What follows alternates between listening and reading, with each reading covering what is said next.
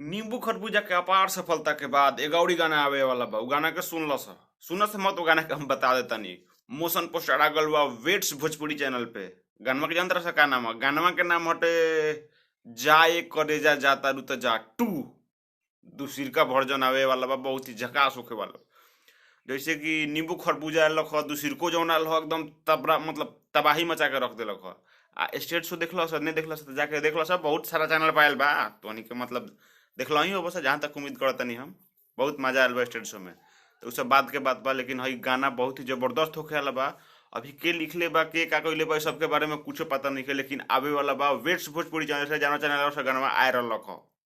तो ये तो हनी खातिर स्पेशल अपडेट बा कि गाना बहुत जल्द आ जाई।